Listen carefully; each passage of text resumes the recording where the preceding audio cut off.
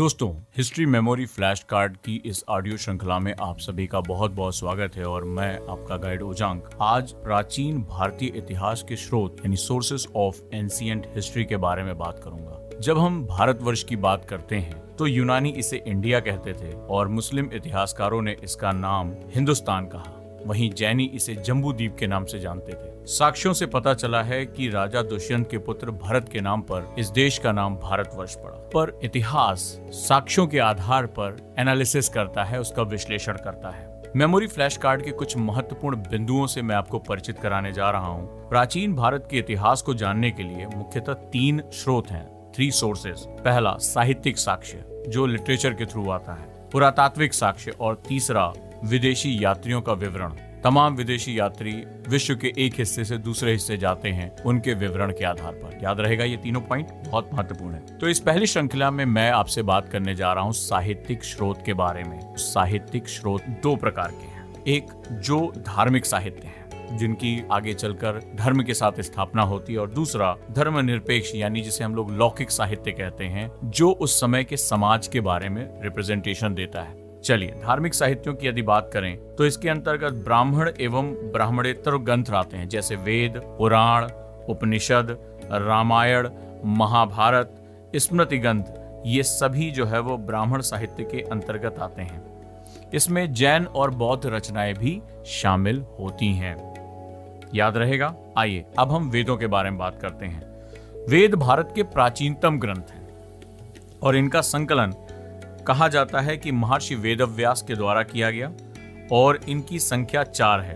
हालांकि ये संकलन रचना नहीं है, ये इनकी संख्या 4 है। कौन कौन से याद रखिएगा, यजुर्वेद, ऋग्वेद, सामवेद और अथर्ववेद, जिसमें ऋग्वेद सबसे पुराना है। फिर से करें तो ऋग्वेद, यजुर्वेद, सामवेद और अथर्ववेद।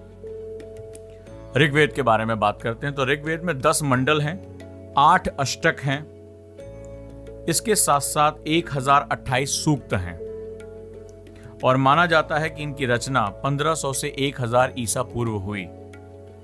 इसका दूसरा और 7वां मंडल सबसे प्राचीन है तथा पहले एवं 10वें मंडल को बाद में जोड़ा गया है। There are 10 मंडलाज।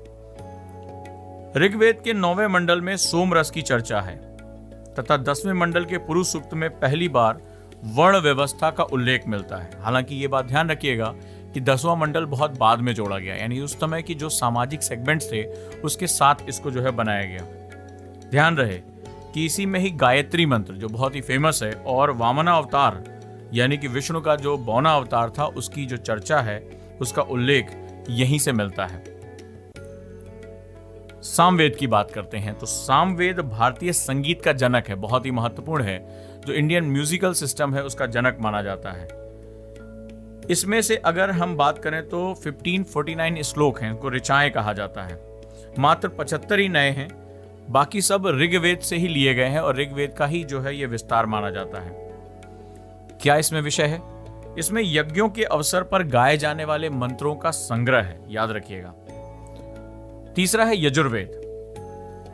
ये एक ऐसा वेद है जो पद एवं गद्य दोनों में है, राइट, प्रोज और पोएट्री दोनों में ये बनाया गया है।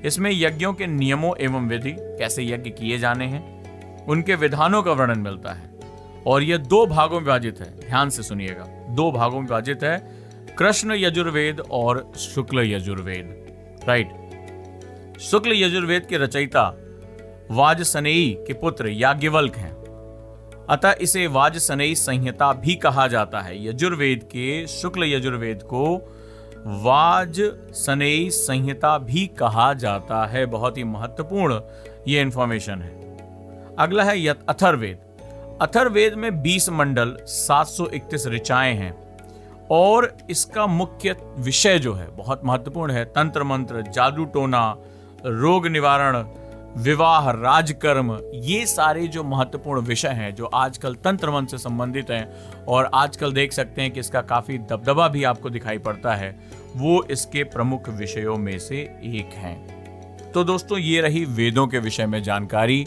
इसकी अगली श्रृंखला में मैं आपसे इसके अन्य भागों के विषय में चर्चा करूंगा।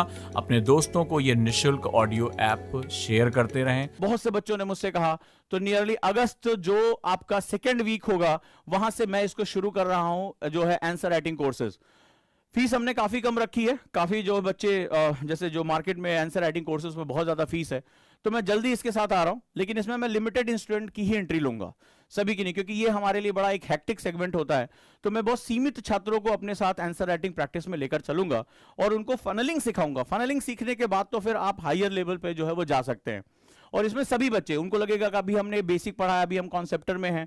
आंसर राइटिंग प्रैक्टिस अच्छा खासा समय लेती है, बहुत समय लेती है, और आप अभी अपने पैरेलल्स के साथ लेकर चलोगे, यानी ऑप्शनल, जीएस। मैंने लास्ट टाइम बताया था कि हमारा दिल धड़कता है, तो हमारे आंसर राइटिंग हमारा हार्ट है, ठीक है, ये सभी चीजों के साथ जुड़ता है। तो उसके साथ जो है वो आप इसके साथ जुड़ सकते हैं दोस्तों।